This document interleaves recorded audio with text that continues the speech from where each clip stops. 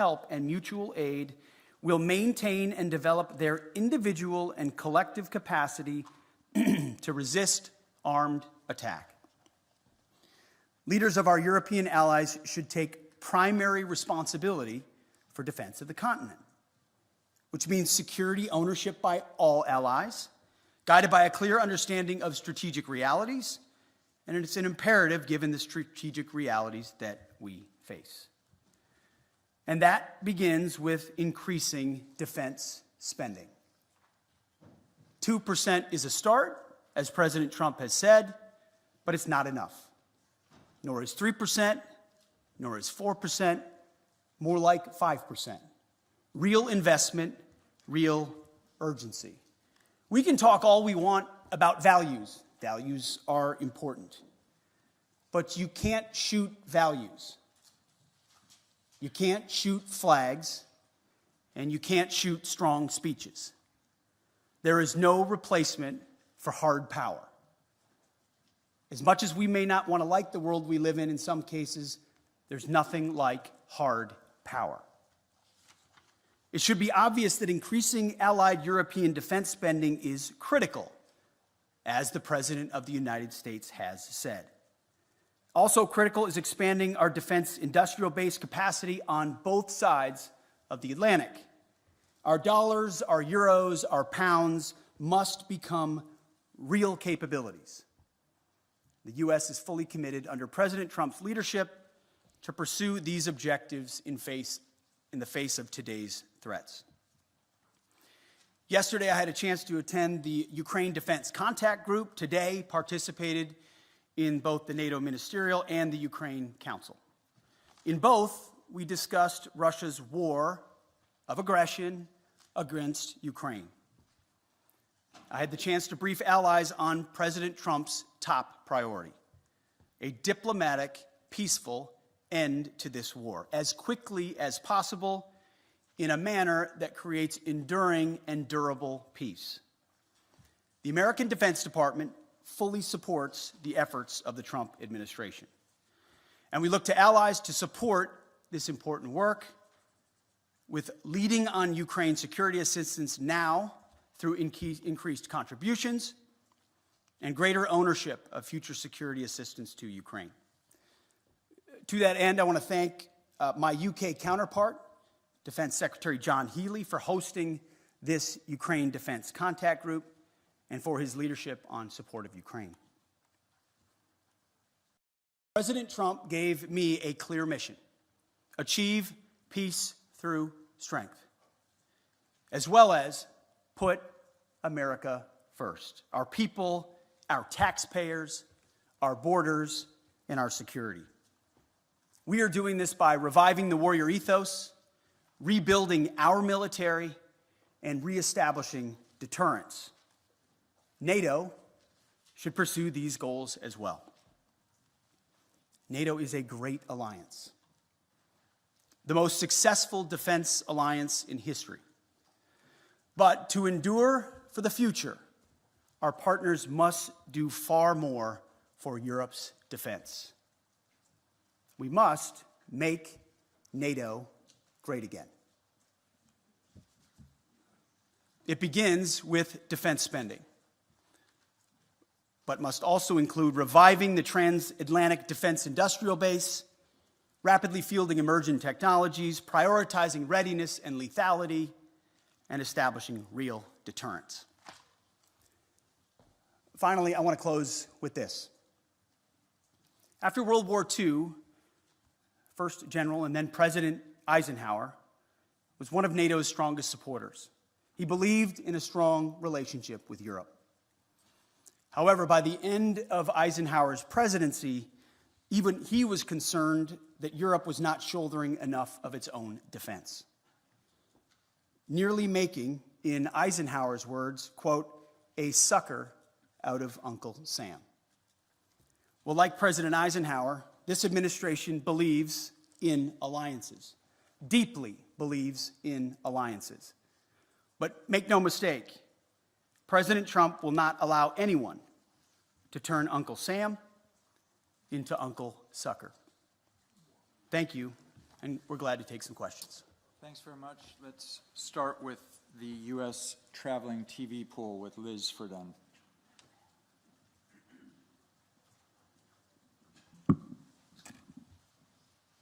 Thank you, Secretary Hegseth. You have focused on what Ukraine is giving up.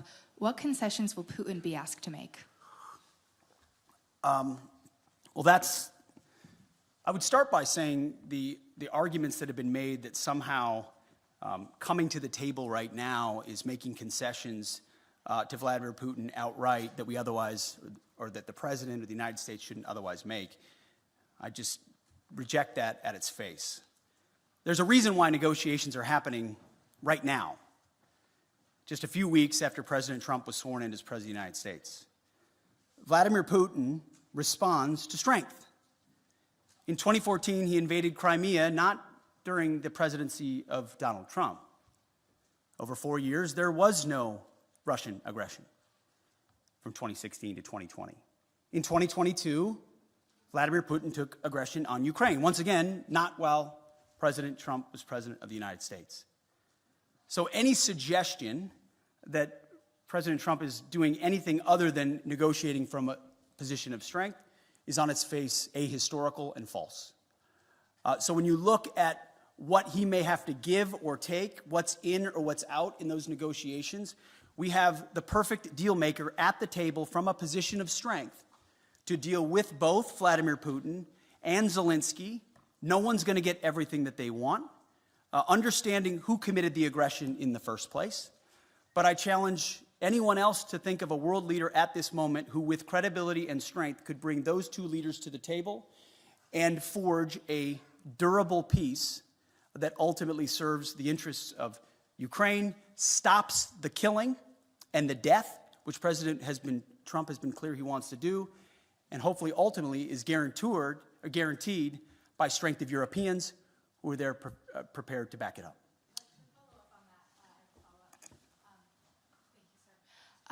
Why not invoke Article 5 then for the NATO peacekeeping forces that could potentially be deployed? How does that deter President Putin? Well, I would say, I want to be clear about something as it pertains to NATO membership not being realistic outcome for negotiations. That's something that was stated as part of my remarks here, as part of a coordination with how we're executing these ongoing negotiations, which are led by President Trump. All of that said, these negotiations are led by President Trump.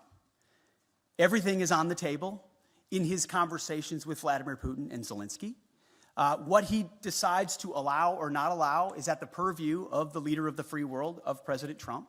So I'm not going to stand at this podium and declare what President Trump will do or won't do, what will be in or what will be out, what concessions will be made or what concessions are not made. I can look, as our team has, at what's realistic, likely on an outcome. I think realism is an important part of the conversation that hasn't existed enough inside conversations amongst friends. But simply pointing out realism, like the borders won't be rolled back to what everybody would like them to be in 2014, is not a concession to Vladimir Putin. It's a recognition of the hard power realities on the ground after a lot of investment and sacrifice, first by the Ukrainians and then by allies, and then a realization that a negotiated peace is going to be some sort of demarcation that neither side wants. But it's not my job as the Secretary of Defense to define the parameters of the President of the United States as he leads some of the most complex and consequential negotiations in the world. Sticking with the U.S. press, let us go with Axios' Zach Basu, right in the far right. Thank you, Mr. Secretary. Given the position you've now staked out, what leverage exactly is Ukraine being left with, especially if the U.S. also plans to wind down its military aid? And then quickly, if a NATO ally is attacked by Russia or any country, will the U.S. unequivocally uphold its obligations under Article 5, regardless of that country's Well, we've defense said spending? we're committed to the alliance, and that's part of the alliance, right? You point out Article 5, you point out Article 3. It's just a cheap, I'm not saying it's cheap coming from you, but it's just a cheap political point to say, oh, we've left all the negotiating cards off the table by recognizing some realities that exist on the ground. President Zelensky understands the realities on the ground, President Putin understands the realities on the ground, and President Trump, as a deal maker, as a negotiator, understands those dynamics as well. By no means is anything that I state here, even though we lead the most powerful military in the world, hemming in the commander-in-chief in his negotiations to ultimately decide where it goes or does not go. Well, he's got all the cards he would like.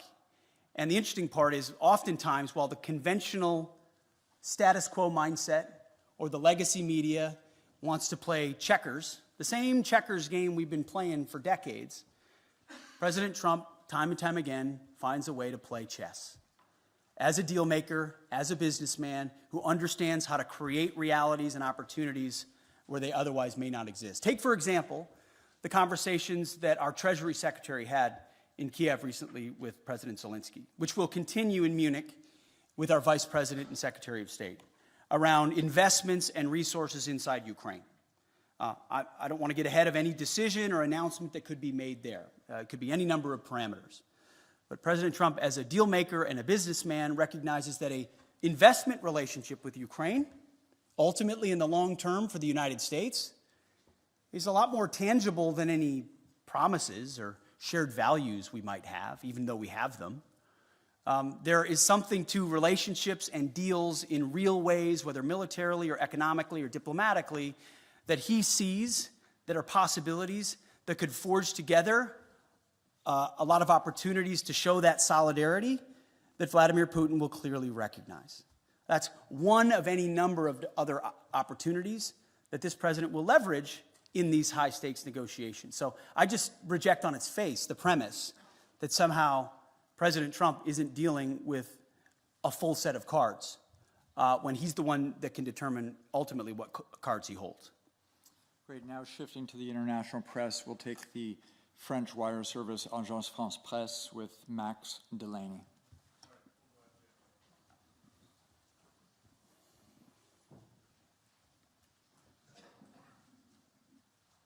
Thank you very much. Secretary of Defense, you've spoken about trying to force both Putin and Zelensky to the table. Can you give a guarantee that no deal will be forced on Ukraine that they do not want to accept, and also that you will include Europe in the negotiations about an issue that concerns European security? And can you tell us whether the US will continue to supply arms to Ukraine during any negotiations? Well, to the first part of your question, that's not ultimately my decision. The President will lead these negotiations alongside our Secretary of State, our National Security Advisor, and numerous other officials that will be involved. And ultimately, we've played our role in talking to our NATO allies about what that would look like. President Trump, I want to point out, I've got the truths right here that he posted, called both, in case we missed it, Vladimir Putin and President Zelensky. Called them both. Any negotiation that's had will be had with both. I also am very encouraged by what the Secretary General has said here. Clearly attuned to the realities of the moment, the need for peace, and that the NATO alliance and European members will play a role in that. Ultimately, President Trump speaking to those two countries is central to the deal being made, but it affects a lot of people, of course. So I'm not going to be involved in those intimate diplomatic negotiations. That's for the pros atop the Trump administration who do diplomacy and negotiations. Ultimately, as security assistance, we have continued to provide what has been allocated.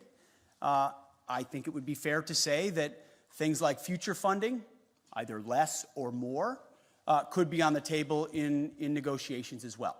Whatever the president determines is the most robust carrot or stick on either side to induce a durable peace, understanding, obviously, the motivations that Vladimir Putin has had on Ukraine for quite some time.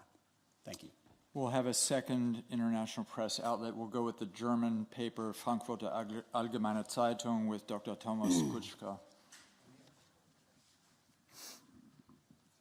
Thanks a lot, Thomas Kutschka, Frankfurter Allgemeine Zeitung. Good afternoon. Mr. Secretary, 2 questions, please. The first one regarding the new defense investment pledge. When you and President Trump speak about raising it to 5%, do you mean European allies only, or do you mean the US as well, which is currently at 3.4% according to NATO statistics? And if the latter is true, when do you think the US could possibly reach the goal of spending 5% on defense? That's number one. Number two, you've said yesterday that Europeans need to take ownership of their own conventional security. So should Europeans expect that ultimately the US would withdraw the bulk of their forces from Europe and just leave in place what is necessary for nuclear deterrence? I know there's a revision going on. I don't expect you to name any numbers, but maybe give us an outlook of what we should expect. Thank you. Thank you. I think nobody can or should contest the extent of America's willingness to invest in national security. We have a budget of $850 billion spent on defense. I'm in the business of ensuring that every dollar of that is used wisely, which is why we're pushing a Pentagon audit and making sure that we're cutting fat so that we've got more at the tip of the spear. 3.4% is a very robust investment, larger than most of our allies within NATO. Any defense minister or secretary of defense that tells you they wouldn't want more would be lying to you. I understand that. Ultimately, we have our own budgetary considerations to be had, but I don't think an unwillingness of NATO allies to invest in their own defense spending can be dismissed away by trying to point at the $900 billion that America has invested around the globe to include the NATO Alliance and saying that's not enough. So ultimately, we are very much committed to the NATO Alliance and to our allies, but without burden sharing, without creating the right set of incentives for European countries to invest, then we would be forced to attempt to be everywhere for everybody all the time, which in a world of fiscal restraints is, again, to get back to that word reality, just not reality.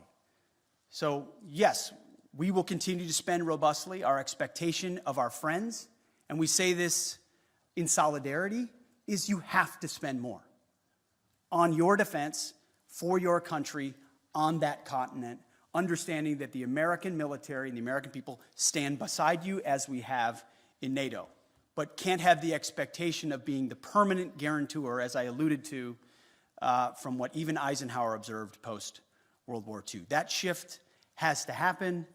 The peace dividend has to end. There are autocrats with ambitions around the globe, from Russia to the Communist Chinese. Either the West awakens to that reality and creates combat multipliers with their allies and partners, to include NATO, or we will abdicate that responsibility to somebody else with all the wrong values. You mentioned Europe. We have not said in any way that we're abandoning our allies in Europe. There have been no decisions based on troop levels. Again, that's a discussion to be had by the commander-in-chief in these high-stakes negotiations. And that would most likely come later on. But there is a recognition that the ambitions of the Communist Chinese are a threat to free people everywhere, to include America's interests in the Pacific. And it makes a lot of sense, just in a common sense way, to use our comparative advantages. European countries spending here in defense of this continent, in defense of allies here, against an aggressor on this continent with ambitions.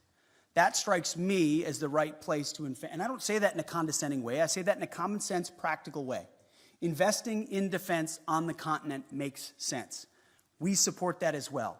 It also makes sense comparatively and geographically for the United States, along with allies in the Pacific, like Japan and South Korea and the Philippines and Australia and others, to also invest in allies and partners and capabilities in the Pacific to project power there in service of deterrence. That deterrent effect in the Pacific is one that really can only be led by the United States. We wish we could lead everywhere at all times. We will stand in solidarity with allies and partners and encourage everyone to invest in order to have force multiplication of what we represent. But but it requires realistic conversations. Those with disingenuous motives in the media, I don't mean to look at you, I'm just saying anyone that suggests its abandonment are trying to drive a wedge between allies that does not exist. We are committed to that NATO alliance. We understand the importance of that partnership, but it can't endure on the status quo forever in light of the threats we face and fiscal realities. Europe has to spend more, NATO has to spend more, has to invest more, and we're very encouraged by what the Secretary General has said. And frankly, behind closed doors, what a lot of our allies have said as well, acknowledging that reality. And that's why when I say make NATO great again, it's what President Trump set out to do in 2017. The press said President Trump is abandoning NATO. He's turning his back on our NATO allies. That's what the headlines read in 2017 and 2018. What actually happened? That tough conversation created even more investment to the point where now almost every NATO country is meeting the 2% goal that was said to be egregious when he first said it. Now European countries are stepping up, and President Trump continues to ring the alarm bell that even more investment is required considering where we are. So suggestions of abandonment otherwise continue to be disingenuous, and we are proud to be part of this alliance and stand by it. Sir, I'll take a couple more. Sure. Why don't we take one from a U.S. outlet and one from an international outlet? With the U.S. outlet, pardon me, sir, what we're going to take from the U.S. is Logan Rattick from Newsmax, please. You talked about expanding the defense industrial base and also expediting foreign military sales. Can you expand on that a little bit and how important that is to NATO? Well, one of the self-evident conclusions of the war in Ukraine was the underinvestment that both the European continent and America has had, unfortunately, in the defense industrial base. The ability to produce munitions, emerging technologies, rapidly and field them was a blind spot exposed through the aggression against Ukraine. Ukraine has responded to that, as we've had a chance to listen to a great deal. Europe is responding to that, and so is America. We have to do more to ensure, whether you call it the arsenal for democracy or defending the free world, if America can't build and export and build and provide rapid capabilities because we're too stale or static or bureaucratic or the Pentagon is bloated, then we're not able to field the systems we need in the future. So deep and dramatic reforms are coming at the Defense Department with the leadership of President Trump to ensure that we're investing robustly in our defense industrial base. A great example is shipbuilding. We need to vastly increase our ability to build ships and submarines, not just for ourselves, but to honor obligations to our allies as well. And we will do that. Foreign military sales is another thing I mentioned this morning with the Secretary General. We have, for a long time, been the country, by, with, and through, that our allies are able to supply major platforms and weapon systems like the F-35 and the Patriots and others. Whatever the system is, we need to reform that process so it's quicker. So a request today isn't delivered 7 years from now, but 3 years from now with less red tape and with the most efficient and effective technology possible. We hear that from our allies, and that's part of being a good faith partner, is we're going to invest in our defense industrial base. We're going to make sure foreign military sales are as rapid as possible, which again is a force multiplier for American power, which is something we want to do in a contested world. For our final question, we'll go to an international outlet, the Japanese service NHK, with Tsuchiyo Sugita, please. Sachio from NHK, the Japanese TV station. Thank you very much. I would like to ask about China. As you mentioned that U.S. will be prioritizing and deterring China. What role will you be expecting like Japan and IP4 countries to play in this context? Sure. I mean, first of all, I would point out that President Trump has expressed a strong relationship with Xi Jinping. We don't have an inevitable desire to clash with China. There's a recognition that there are divergent interests which lead to a need for strength on the American side to ensure our interests are advanced, and that ultimately any aggression is deterred. That's a real thing, but we don't feel like conflict is inevitable and certainly don't seek conflict with China, and that's why President Trump has that good relationship with Xi Jinping. But it was prudent for us to work with allies and partners in the Pacific to ensure that that deterrence, hard power deterrence, not just reputational, but reality, exists. And that's why a lot of my first phone calls as Secretary of Defense were to Pacific allies, to Australia, to Japan, to South Korea, to the Philippines, and others, and will continue, because that, just as this alliance in Europe is critical, working by, with, and through allies and partners in that region who understand the reality of the ascendant Chinese threat will be critical. It can't be America alone. It won't be America alone if we are to deter that. So it is a focus. I've articulated that from day one.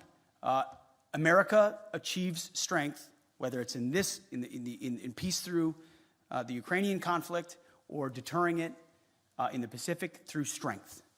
There's a reason why Donald Trump emphasizes peace through strength at every moment. My job alone as the Secretary of Defense is to ensure he has the strongest, most capable, most lethal military possible. Heaven forbid we have to use it. It's meant and built for deterrence. But if we have to, we can close with and destroy our enemies and bring our men and women home with success as quickly as possible. Thank you very much for being here. Thank you, everyone.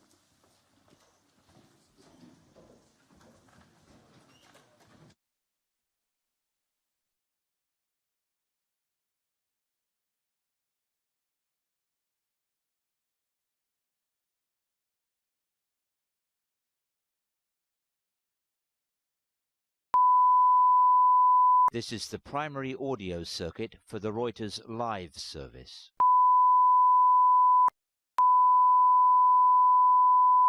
This is the primary audio circuit for the Reuters live service.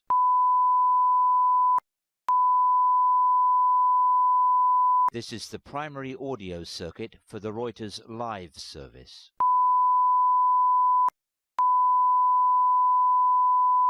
This is the primary audio circuit for the Reuters live service.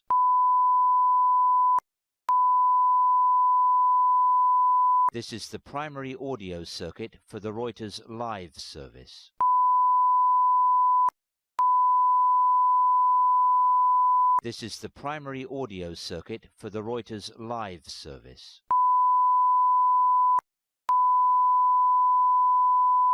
This is the primary audio circuit for the Reuters live service.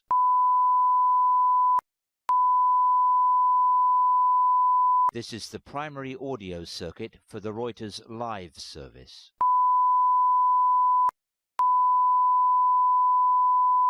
This is the primary audio circuit for the Reuters live service.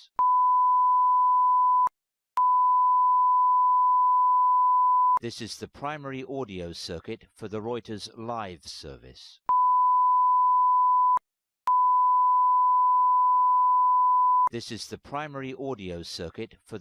live service.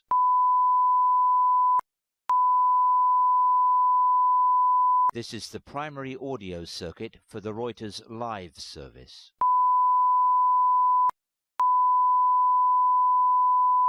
This is the primary audio circuit for the Reuters live service.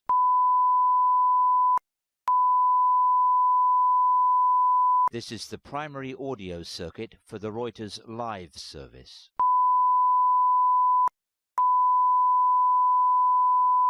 This is the primary audio circuit for the Reuters live service.